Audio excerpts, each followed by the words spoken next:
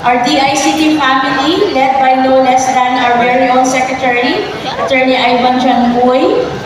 My ICT industry development team is going around the country, organizing and helping NICP for all our events. Our DICT host region, led by our very dynamic Regional Director, City Alawi, and everyone in her team. Our DICT Regional Directors who are in attendance, and all DICT personnel. Of course, my original family, where I came from. The National ICT Confederation of the Philippines, led by our President, Dr. Joy Abueg, to all my fellow past presidents, all ICT councils all over the Philippines represented, speakers, partners from industry and the academe, and of course, finally, all the beautiful and gracious people of ILIGAN City. Maayong gabi sa inyo tanan. I would like to express my deepest gratitude to our host city, ILIGAN. 15 years. A decade and a half. Tama ba? Hindi, not so and a half. Mali yung math ko. But let's say 15 years. And we have achieved so much. Just to cite to you some milestones. From 10 ICT councils in 2008, we are now hitting more than 100 ICT councils in the Philippines. And counting after 15 years, thanks to magic, making academe, government, and industry collaborate. I thank ILIGAN for being the ground where we planted the seed of magic. I'd like to recognize some. I know everyone here is worth recognizing, but just allow me to recognize these two people. If you think I'm the mother, they're the grandparents actually. I'd like to recognize the person whose city started its ICT council 10 years before every one of us actually started. And that's Cebu. And the mentor, the one who started Cebu, and he is here. He is so hard to really invite because he is also very busy. But we have once again Mr. Bonnie Vilen. Why do I thank Bonnie? Because Bonnie helped create Benefit or Bacolod Negros Federation for IT. He helped create IFIT or the ILIGAN Federation for IT. He helped us all create our Fit. And so we were able to gather as the first 10, the ILIGAN 10. I also would like to thank this person and acknowledge his presence. It has been more than a decade. He was the one who actually helped us bring NICP, the first ICT Summit to ILIGAN. Then Vice Chancellor of Marawi, MSU, Dr. Emmanuel Lagare. Thank you po, Doc Manny.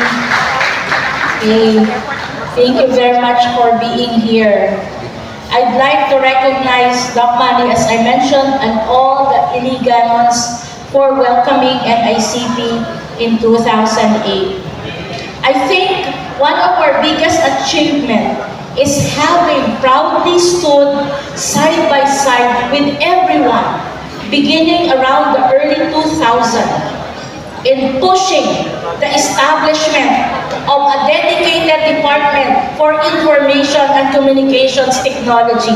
I'd like to thank all the ICT councils. We have gathered 1 million signatures, remember, just to push for the DICT.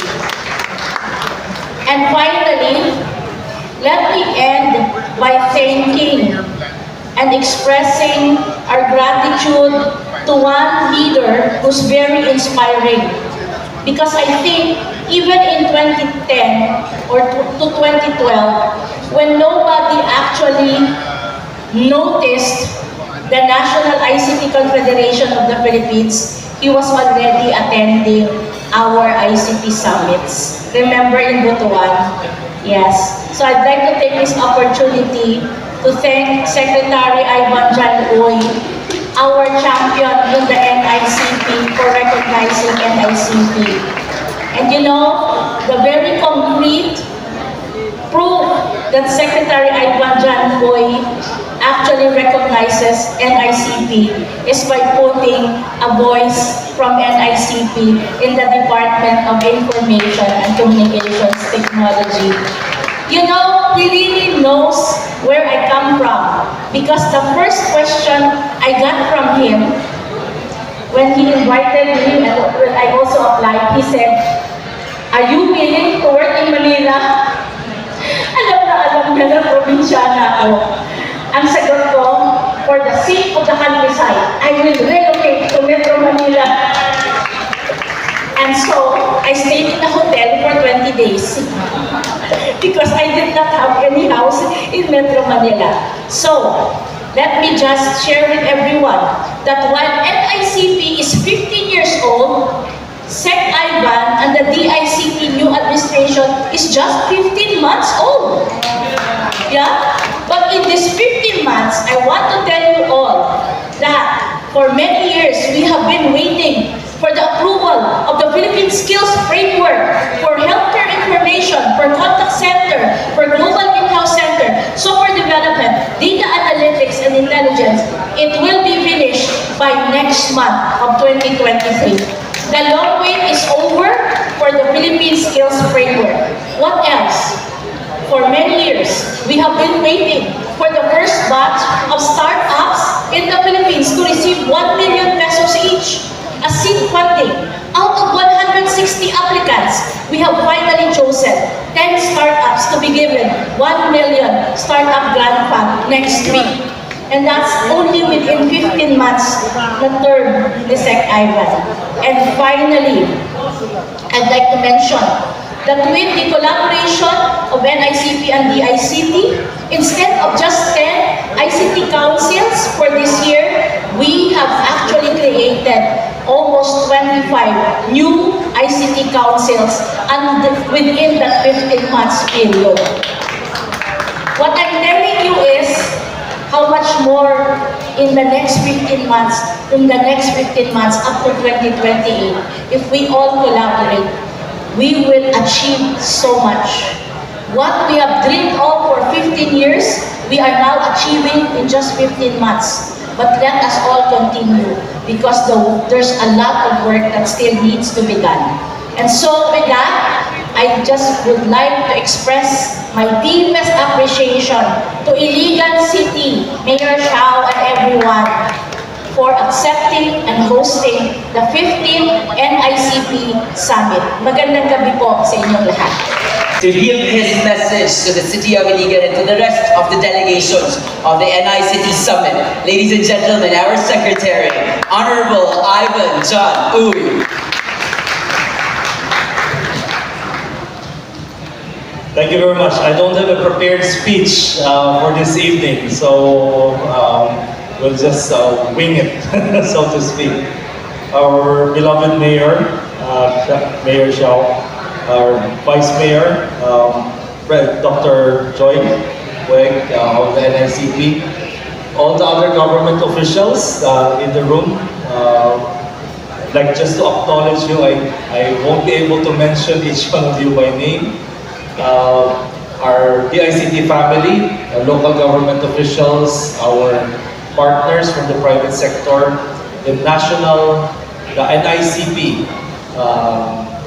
members, officials, congratulations on this 15th summit that has gone actually full circle from the time that the summit started. It seems like a long time, a decade and a half. Yet, as we look back, we see how fast the transformation has been for all of us, no? For our industry, for our country, and we have grown so much from a few councils to over 100 today, and we are still growing. Today, we have a unique opportunity because no less than the President is our digital champion. We've never had that in our history. And so we have to grab this opportunity. We have to grab this opportunity. We have a President who understands ICT, who understands the transformative effect of digitalization in bringing our country forward. And because of him being our ICT champion, we are able to pursue the dreams that we've all been sharing, no? The aspirations that we have all been looking forward to bring about the economic development and progress to our country through digitalization. It is not an easy journey. We will face many challenges, but so long as we see in this room the champions together in government, in the private sector, in the academe, collaborating, working together in attaining this common goal, I think we will be able to do it successfully, and we will be able to do it in the next few years. God willing, we would have more opportunities and more resources in order to pursue this dream. We would like to push the country towards upper middle income status before the end of the term of the President. And we are en route, no, to that attainment. Today, the Philippines is in the radar of international organizations. Different governments, different countries are looking now at the Philippines as a wonderful opportunity for investments, as a digital champion in pushing for critical and emerging technologies. As I mentioned earlier in my welcome remarks, Internet of Things, blockchain, artificial intelligence, and so on. So all the technology is there and it's evolving very fast. So we need to keep up. We need to pursue more upskilling and right skilling. For instance, our friend from the media, from Inquirer, asked about cybersecurity. Today, there are 2 million job vacancies for cybersecurity professionals worldwide. 2 million. And this gap, hindi nila ma-fulfill. But we in the Philippines have the opportunity to fill that gap. Why? We have a very young population. Our average age is about 24, 25 years old.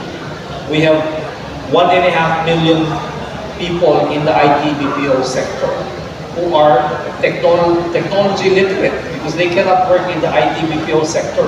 They're not technology literate. So we're in all of those things. I don't see why we cannot be number one in the world in ICT. And that is our target. That's why we're doing a lot of upskilling and reskilling to retool our people in all these critical technologies. So we're setting up digital transformation centers.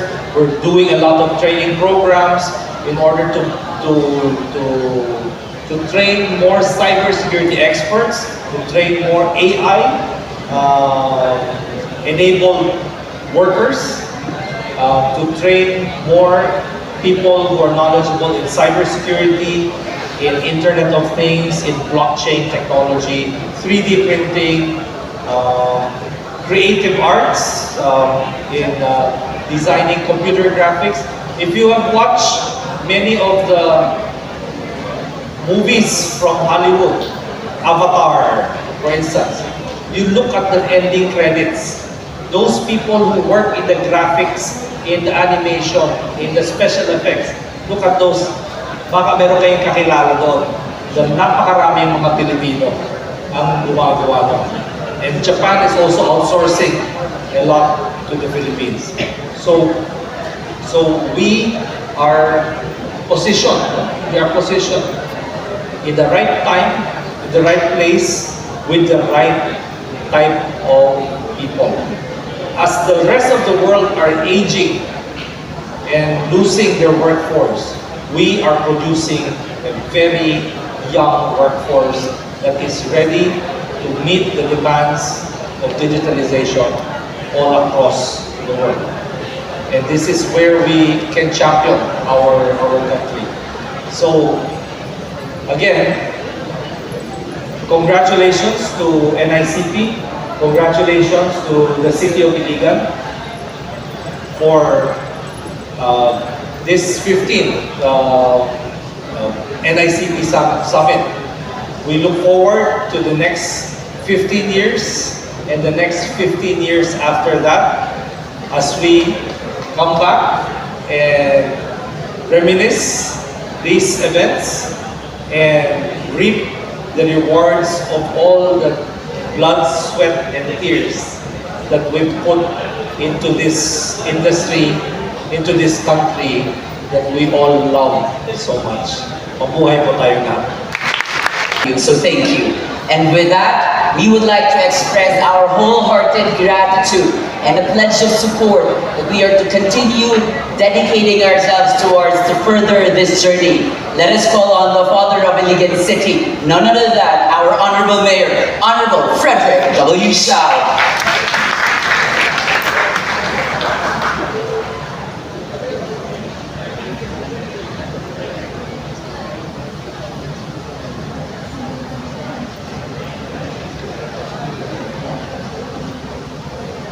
Ladies and gentlemen, our esteemed guests, hindi na ako i-mention tanan and champions of the ICT industry, as the Mayor of Iligan and your host for this evening, it is an honor to extend our warmest welcome to you all. Our city is proud to stand at the forefront of the ICT industry, and we are delighted to have leaders as well as innovators from across the nation who are with us tonight. Your presence here, representing the Department of Information and Communications Technology, the National ICT Confederation of the Philippines, and other key organizations, is a testament to the collective commitment towards advancing our country's technological landscape. In a world driven by information and technology, we understand the vital role the ICT industry plays in shaping our nation's future. It is a dynamic and ever-evolving field that touches every aspect of our lives, from education to healthcare, from government services to private enterprise. ILIGAN City and the LGU pledge our unwavering support to the ICT industry, where we recognize its transformative potential. We are committed to provide an environment conducive to innovation, growth, and collaboration. Our city stands ready to partner with organizations and institutions that are dedicated to harnessing the power of information and technology for the betterment of our society. Together, we can pave the way for a brighter and more connected future. Let us continue to work hand in hand with determination and vision to drive our nation's ICT sector to a new heights. Your expertise, your dedication, and commitment to innovation are the building blocks of our digital future. And we are honored to be a part of this journey. Thank you for gracing this evening with your presence, and here's to a future where technology knows no bounds. Again, may gabi sa tanan. It's a local term for greeting everyone. A good evening, and thank you for visiting Iligan. Thank you, the ICT Secretary, for your commitment to help our city. As we say here in ILIGAN, Ascenso ILIGAN.